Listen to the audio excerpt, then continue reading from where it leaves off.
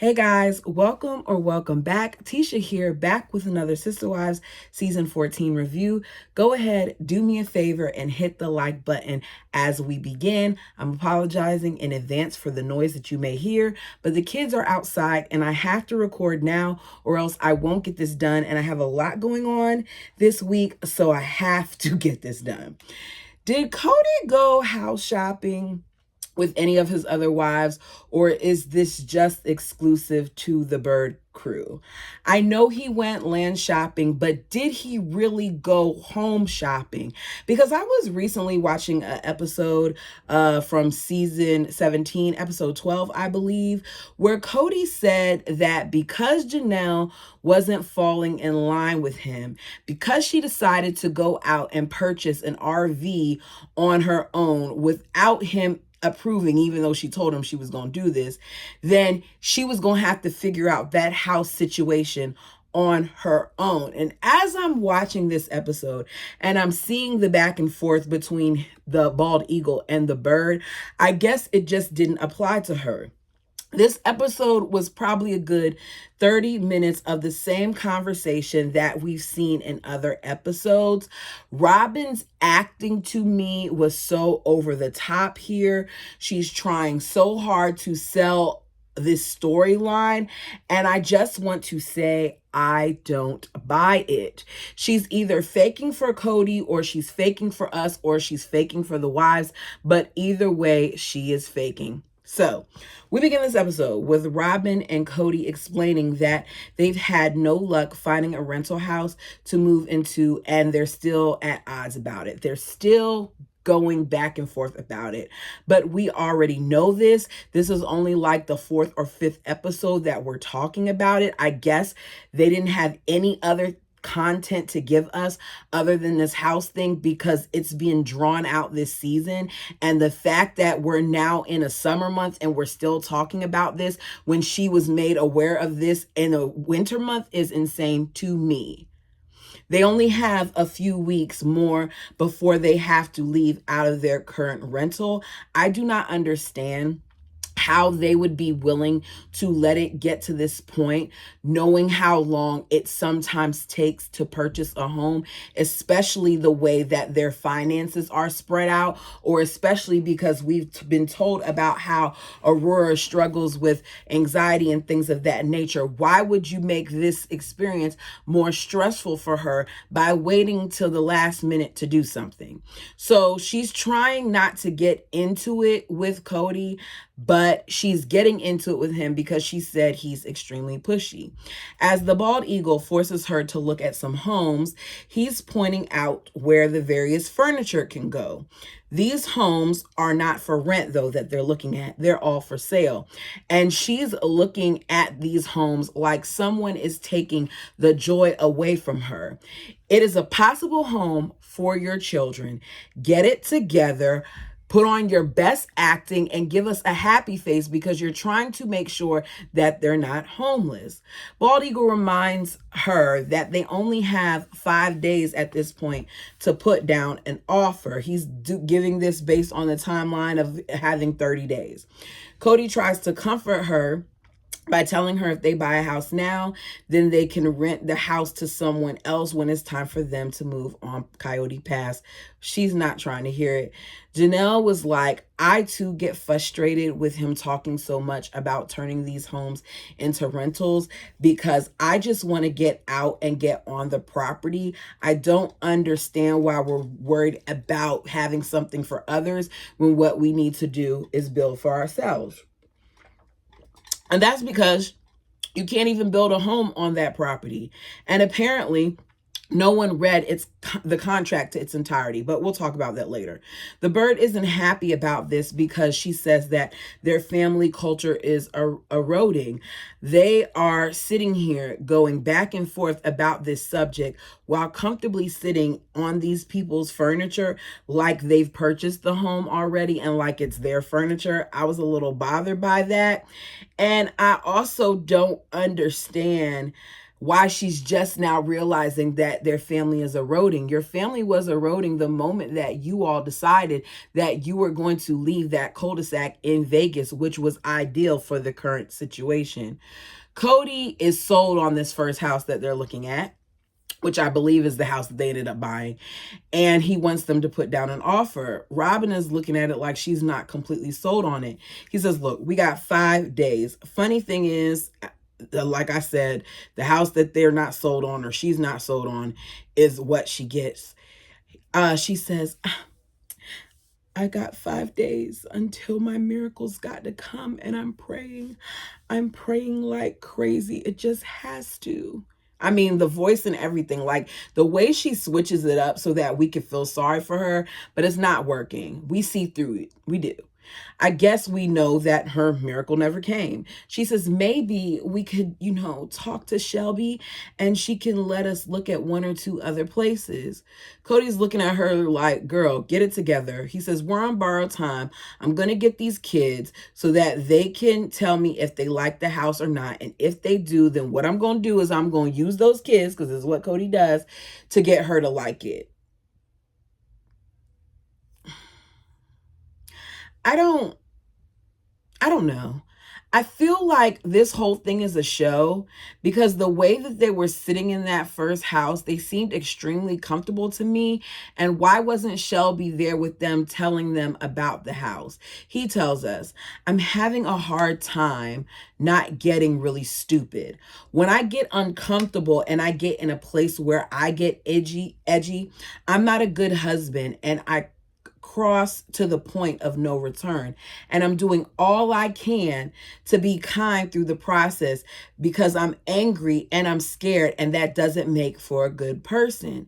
He just let us know in that statement how he eliminated each wife. He was uncomfortable, he was edgy, and he crossed the point of no return. At his core, Kody is not a nice person.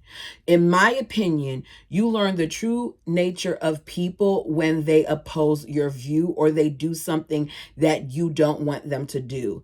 Some of the family does not always agree with what I have to say. And by the family, I'm talking about you guys. But guess what? None of you all are disrespectful to me. You don't belittle me in the comments. You don't pick me apart. You give me your opinion. You give me your view, and you keep it moving. Good people don't struggle with being kind, especially when it comes to people that they care about and or love. Kody, in my opinion, is not a good person, and he's not kind. It shouldn't be hard for you to understand where your wife is coming from when she already sees what the writing is on the wall, even though I think it's fake. We're just going to go a storyline here and say, I don't get why it's hard for you to be nice. Why is it hard for you to be kind when your wives don't do what you want them to do? Oh, militant one. Why is that? So it's another day, and we're looking at another home, and Shelby is there. As I said, she wasn't at the first one, but she's at this one. Kody is taking them to look at another house. The feathers are with them, all of them, even the little ones. Robyn lets us know that this house has 4 bedrooms and 4 bathrooms. He tells Shelby if a rental comes up, she's going to make us rent it.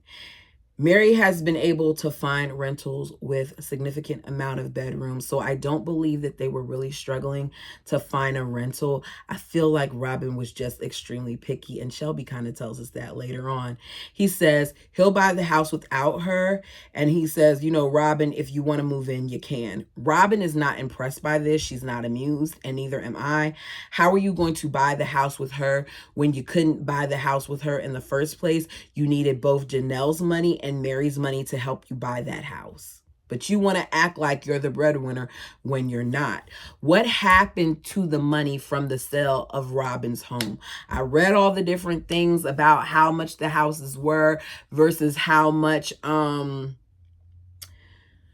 they they sold for and all that other stuff. And I want to know what was done with the money for that home that they're struggling to be able to put down a down payment without the assistance of the other wives. Why did they need two other people to help them get that home? Robyn says he's telling Shelby this because he wants an ally. Kody then stoops down and proves Robyn's point. I mean, he literally stoops down and he gets down to Ariella's level and he says, we have to leave our home. I need a new house for my sweetie. It's real cringy. Robyn quickly steps and is like, he needs a house for all of us, not just you, honey. Can you help me, please, is what he's saying. And Robyn is like, look, I don't want him to use our kids as pawns, and I don't want him to involve the kids in our disagreements, but it's too late. They started involving them when they decided to argue in front of them. They are told to please take their shoes off before entering their house. I love that. Some of you all in the previous video said that you love it too. They walk in and Kody is talking about the kitchen and how beautiful it is. Like Robyn is actually going to cook great meals in this kitchen. The bird is not a cooker. And she's not a cooker because I remember when Christine left and they were celebrating Truly's birthday or whatever, and they had that party for her, and there was some fried chicken, and there was barely enough for each one of them to get a piece of chicken. And anybody who's a cook knows that you have to make more than one piece of chicken per person. Who eats one piece of chicken? Especially if it's fried. No, if I make fried chicken, best believe my son is tearing it up because I very rarely do it. I very rarely do it. But when I do make him the chicken fried, yeah, one piece, he would have laughed at me if I did something like that. So Kody says, doesn't this kitchen make you want to buy it? Dayton's like, I wouldn't bring that up yet. And he's like, well, I got to bring it up. Somebody has to bring it up. We have to buy. Shelby says, Kody is always an easy sell. The person that I worry about is Robyn. And that's because Robyn is the picky one. Robyn is sitting here trying to act like she's not overly complicating things. But there are instances where she overcomplicates things and she just hides her hands. Because if Shelby is saying this, then that means Shelby has been trying to work with you all and she's figured it out already that you're the one who is the holdup, okay?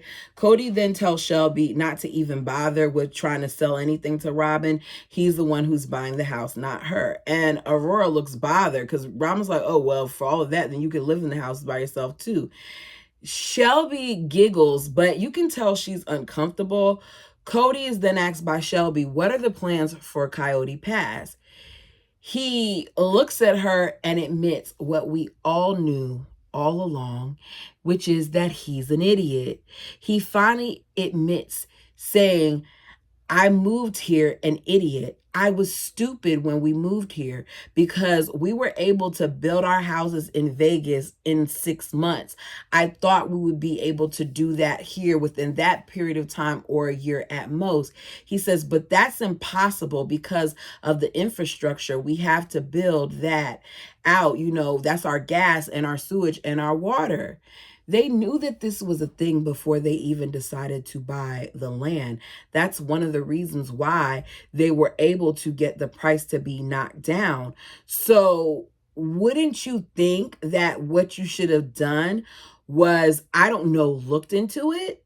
This is a perfect time for me to quote Neolithic 3. This is what was said. The adults in this family make ridiculous decisions after ridiculous decisions.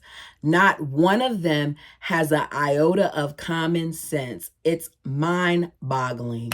Neolithic 3, I agree. Not one iota of common sense. Because the moment that you all decided that the offer, when the people didn't want to take your offer and they're like, okay, well, if that's what you want to give us, then we're not going to supply you with the infrastructure. You should have stopped right then and there before decided to make another offer and figure out what that entailed, because they dropped the price significantly by taking that service off. He then tells us something else we didn't know, which is that Coyote Pass has a big flood zone. You got this thing without doing any type of inspections on your own to make sure that this property was ideal. He says, now everybody has enlightened me, and now I know that it's going to take about 2 years to get our houses built. Did Shelby not know that? Why didn't you find that out at first? It makes no sense. He then tells the bird that he's glad to see that she's now on his team because she's looking like she's considering this home. And Robyn literally yells, I'm not on your team. So Kody thinks that, okay, he might be making her mad. I don't know what tells you that. Was it her yelling at you? Robyn insists that she's still waiting for her miracle, her perfect rental house that God is going to provide. Kody says Robyn's loyalty to the family is keeping us from doing something that she needs to do for her and her kids right now. He hates that she's doing what she wants, when I think that what he's wanted all along was for Robyn to have her own home, which she later confirms when she says something, and also for it to be a bigger home. We go from the house hunting to seeing Christine in Utah. She's there to visit Aspen, who moved there with her husband, Mitch, a couple months ago. They're in Lehigh, Utah, where the family used to stay. And she says, I basically moved here to this area because it's a good area and it's a nice place to start our family when we're ready. She lets her know, Christine does, that Robyn has to move, that Janelle's moved twice, and that this is going to be, Robyn's second move. And she's like, all these moves and I'm the only one who stayed put in my house, and that's because I bought it. Aspen tells her mom that she feels like buying was the smartest thing to do. Christine says it kind of was a better option, but I feel bad because buying required a large down payment on the house, money that could have been used towards the Coyote Pass home. And we see her saying this on the couch with the people as well. Robyn tells us that that's why she doesn't want to buy. She's been crazy because she doesn't want to do this to the family or to the kids. It's going to delay everything. He has not been able to talk me into this, she says. I'm just like, no, we're done. No, we're done. No, we're done. I don't want to buy. We're done. We're done. We're done. We're done. We're done. She's really trying to let the wives know that she doesn't want this. But this is just another act. I'm telling you, Robyn has this way of making these women believe the crap that is coming out of her mouth. Let me sit here and act like I really don't want to buy this home yet. I'm buying the most expensive of the homes, the most elaborate of the homes, but I don't want to do this. I'm doing this because the bald eagle is dragging me by my feathers and making me come and sign this paper and do this. The smart thing, me being the bird, would have been for me to, I don't know, if I'm really concerned about the well-being of the family, downsize, find something smaller and cheaper. But I'm going to sit here and make you all think that I really care about you all when really I don't. And I'm just going to act like I do because this makes you feel like I'm not the problem and the problem is Kody. Christine says it's expensive out there and we've done nothing at this point on the property and we've been there for almost a year. Aspen says, okay, I think that you guys knew that, when you started buying, though, you knew that it was expensive. And they did know it before they started buying. Kody tried to make it seem like it was going to be cheaper, and very quickly they realized that it was going to be more, but they sold themselves on the fact that they would have this beautiful view. And as a result of the different seasons and the view, it was worth them losing a significant amount of money. Aspen brings up the fact that Kody and the wives should have known that buying a bunch of homes in Arizona while having houses in Vegas would be expensive because it's not smart. You should have made sure that you sold them before you all started to up and leave.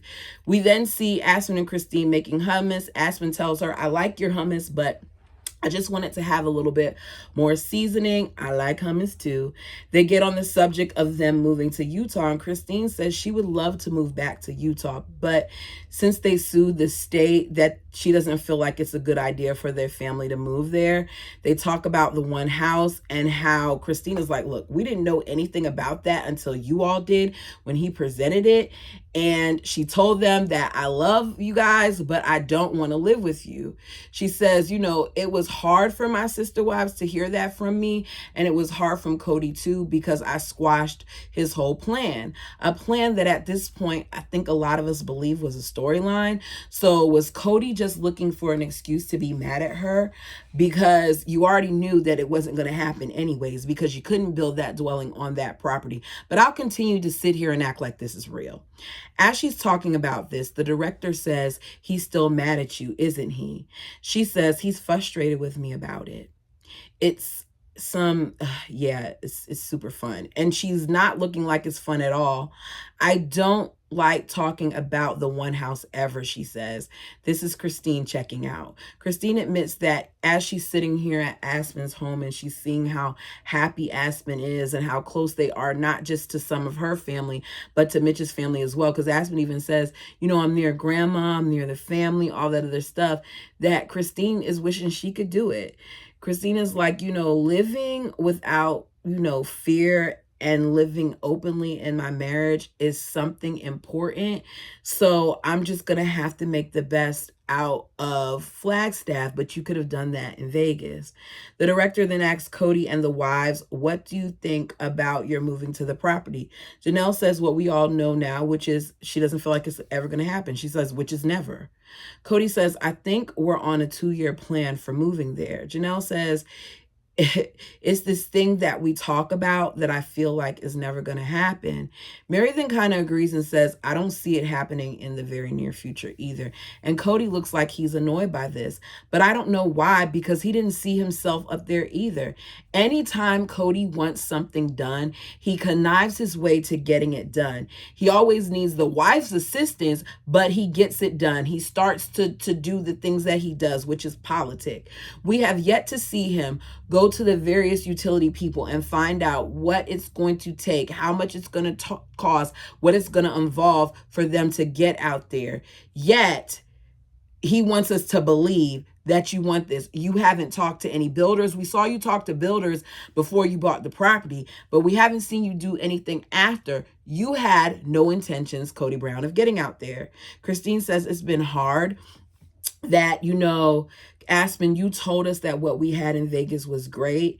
And now I'm just realizing, like, I really, really want to get out on the property, and that I have to stay positive that we're going to get out there, because it's not always easy. Christine was trying to convince herself of this. At this point, before the pandemic even happened, she was obviously feeling that there was a major rift between her and Kody that I think, just like Mary, she thought maybe that they could work through. So we're back to the bird and the bald eagle. Robyn and Kody bring the kids out for another day of house hunting with Shelby. This house has 7 bedrooms. Bird says that the tensions that we had at the last house was hard on the kids.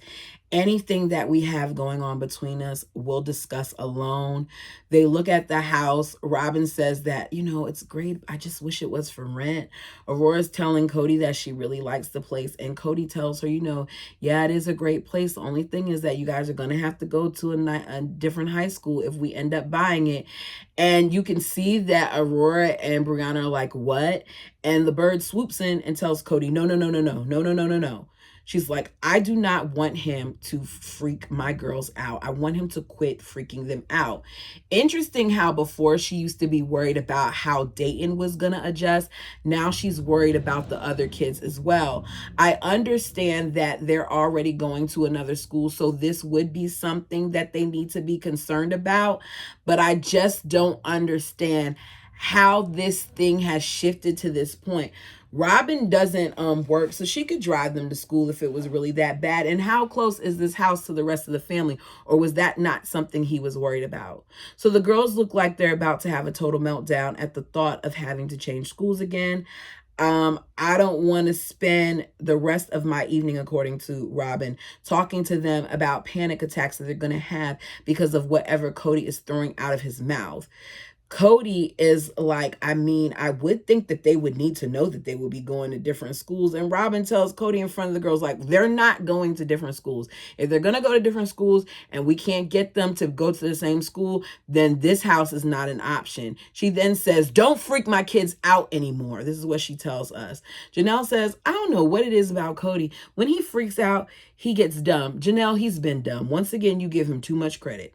Kody tells the girls that mom won't let them buy a house, but that since there are no rentals available, they're going to have to make a pretty hard choice soon. Shelby tells Kody and Robyn that she's going to propose the idea of to the homeowners of renting to see if they're interested, but she can't make any promises. Kody says that this would be Robyn's miracle. You know, she's the prophetess of the family, but he hopes that she doesn't get the miracle that she's praying for, because then she'll always think that. It was something about the way he said it that made me feel like he doesn't believe that and he's over her saying it. You all tell me what you think. So we see Janelle, who is back in North Carolina, checking in on Maddie. Maddie still wants to do a bathtub birth, but they're struggling to find a practitioner that's willing to do it because of the laws in North Carolina. Maddie and Caleb say that, you know, when it comes to Kody, he's pushing for them to move to Flagstaff, but it's not something that they desire to do. Janelle says, I look at Maddie and I see all the stuff that she's doing on her own and how great she is with Axel, and I'm just proud of the mother that she is. I wish that I was, you know, that type of mom. And I think Janelle really beats herself up about some of the decisions that she made in the beginning that were beyond her control. Janelle was the breadwinner of the family, and she is what allowed her children to have a roof over their head as well as to eat. And I feel like when she makes statements like that, that she doesn't give herself enough credit. Janelle has shown up time and time and time again as this series continued. Once they left Lehigh and she was able to leave that job and be an entrepreneur and work for herself as a realtor and whatever other things that she had on the side, she was much more present in her kids' lives. It's obvious that she's present now, because where is she at currently on the show? She's in North Carolina, making sure that she's there to support her daughter as she goes through these different appointments and things of that nature. So I wish sometimes that Janelle would give herself more credit for being a good mom. Back in Flagstaff, Kody and Robyn are packing. She's wrapping up her figurines, and Kody is like, I'm going to help you. And she's like, you can help me wrap them, but I don't want you to put them in the way. Don't put them in that box. I'm going to put them away. So she has her controlling ways too. And I'm, you know, not going to judge too much, because I guess depending on the way that something is, I'm particular about packing too. I know when I moved, it was the easiest thing, because I'm that person that had the room and I had on a label that said what was in the box. I had to, because I can't look at boxes but for so long, and the quicker I can unpack it, the better, which is one of the reasons why I don't move a bunch. But I get that point of Robyn, but she looked like, you know, you better not touch my stuff. As they're doing this, Kody wants to know what she thought about the third house. She acts like even talking about this house is stressing her out. She tells us that Kody was trying to get her to buy a home at the same time that Christine was buying a house. Once again, proof that this is what Kody wanted all along. He wanted Robyn to buy a home. He did not want her to rent. And this is just helping to push her narrative. Now, I think at one point, all Robyn wanted to do was rent. But I think once she got in that house, she got comfortable. She says, I like the space. Robyn is still hoping that they'll be able to rent it, though. She knows that if she says she likes it too much, then, you know, he's going to push her even more to buying the house. So I think she's downplaying it a little bit. Kody says, look, we got 28 days before we're supposed to be out of this house, so we're past the point of no return. He tells her that they need to put in an offer if they want any chance of getting into the house before they're homeless. Robyn tells us that she doesn't know how to agree to this, and she just needs more time to hope and to pray that they'll find a rental. And look, Kody says it's been months, and he looks like he is over her unwillingness to buy a house. He says, look, I'll call the owner of the house right now and ask him if he's open to renting. Robyn understands that, you know, Kody feels like they need to buy, but she just doesn't want to buy. She then starts, you know, her stuff. She said, let's not put as much earnest money down. She's fake crying now. Apparently, she can't get her words out while she cries, even though no tears are coming down her face. So I'm going to say what she said. And if we do have to, I know we've got an offer because we need enough time.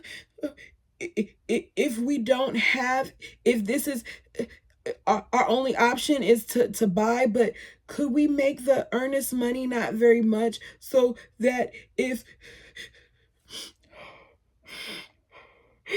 all of a sudden we found a rental, we'd be able to just walk away and be able to rent? Kody's looking at her like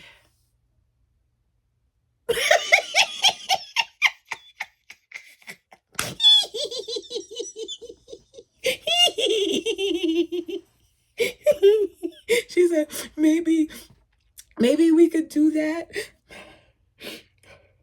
so that we could have up until like more time to keep looking.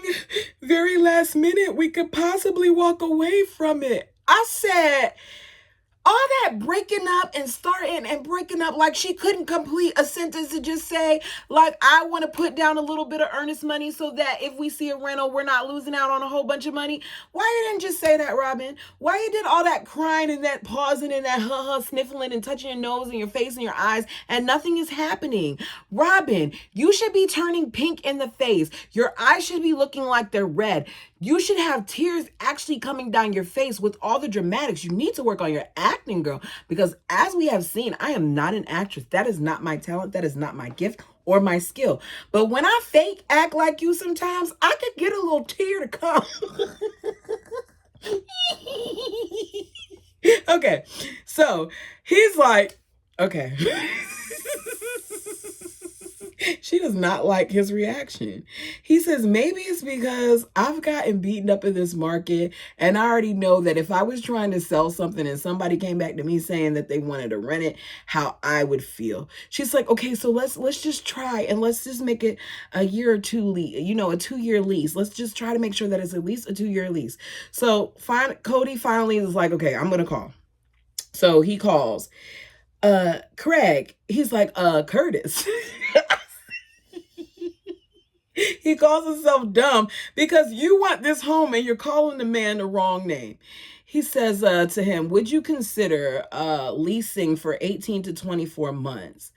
The homeowner pauses a little bit and he's like, I'll consider leasing, but I need to talk it over with my wife first. He says, oh gosh, the fact that you're even considering it is a miracle to me. And he's getting excited about this and rambling on, but it's not a miracle because the answer is going to be no. The bird is wondering if this is her miracle. He says, our desired move in date would be July the 25th. The guy's like, wait, July the 25th? That puts a lot of pressure on us. Because he probably wants to see what offers he's gotten for his house. Because most of the time, when somebody says that their house is for sale, the only people who are coming to look at the property are people who actually want to buy it. So he says, look, I'll give you 24 hours and I'll call you. And Kody's like, you can call me at midnight if you have to. Thank you so much. And he gets off the phone. He tells Robyn, if the homeowner says that he's unable to rent this to us, then we need to go ahead and put in an offer to buy. Robyn feels like this is going to be a betrayal to the family. He says, maybe you keep talking about, a blessing and a miracle. Maybe the blessing would be in us buying the home, that there's great benefits to owning, even if it's not permanent. And Robyn is like, I don't see the benefits. She feels like it's a delay to them getting out on the property. This, of course, does not make Kody very happy. He says, my words are going on deaf ears. She doesn't care. If her and I were business partners, this is where we would part ways. It's the same talk that we've heard over and over and over and over again. That's what they do this entire episode. He says, we thought that we would be able to rent this for 3 years. So did you think that you would really be able to rent this for 3 years? Did you think that it would take 3 years to get out on Coyote Pass? I'm confused about this whole 3-year talk.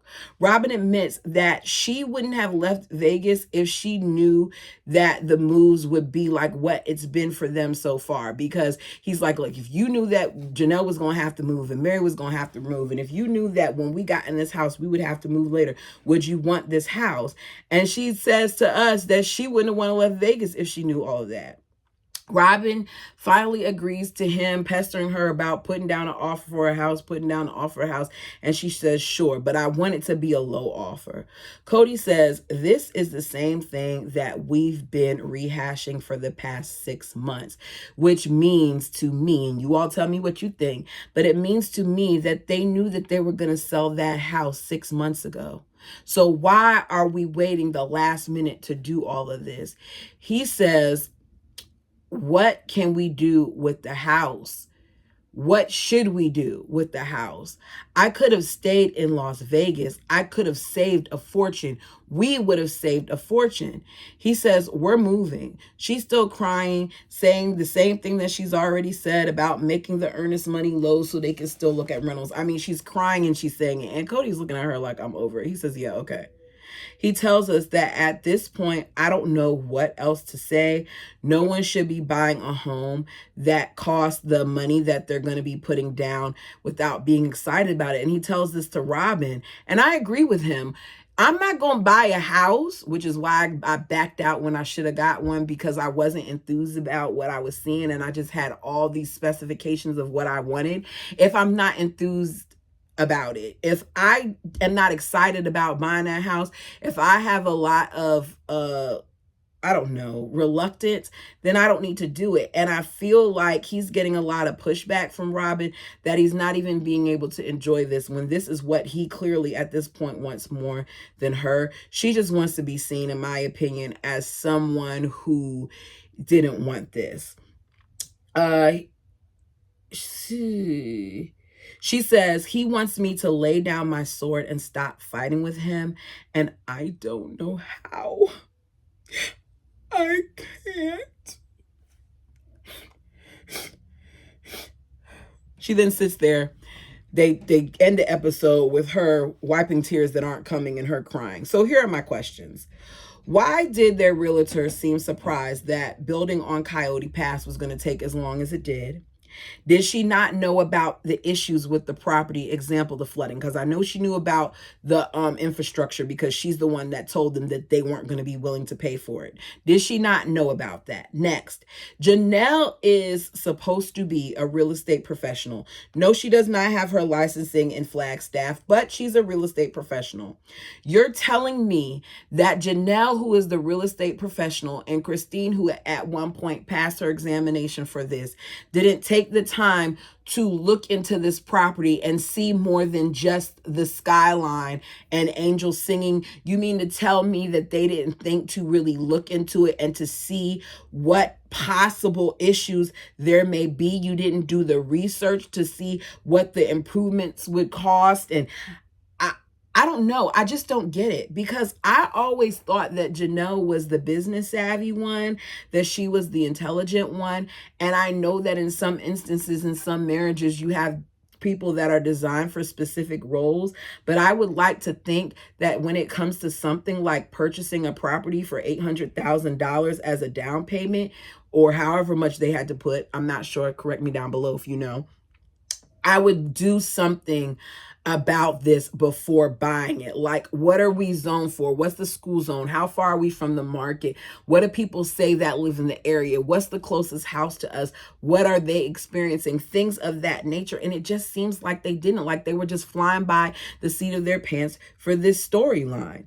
You have a home inspector that comes to your house when you're thinking about buying a house to make sure that it passes inspection and the people aren't trying to get over on you and all those other things. Some of them go under crawl spaces, some of them don't. They're checking out things. They're checking the sewage and your roofing and your electricity and all those other things. Well, if you get the right one, because when I went to the homeowners class, I learned a lot. Anyways, my point is, you have someone that does that for a home. So I'm sure there's someone, and I don't know if it's the surveyor that they're talking about, but there's someone out there that will inform you about that land. Someone who is qualified to tell you exactly what it would cost to build. If I knew that I was going to get that land before I even agreed to put down that down payment, I would have paid the money that Kody used to get the draft person, or TLC used to get the draft person out there and draft up what they wanted, to come and look at that land and tell me what it would take for me to be able to begin to build. Because we're not even talking yet about building homes. We're talking about getting actual utilities out there and what that entailed.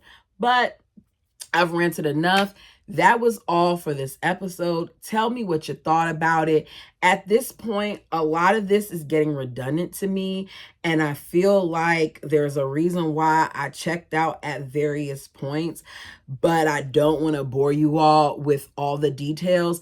There may have been some parts that I might not have mentioned. If you like to mention it, put it down below. Myself or one of the members of the fam will be more than happy to respond to you. Thank you so much for your time. Like the video. Get it out, girl. Like the video.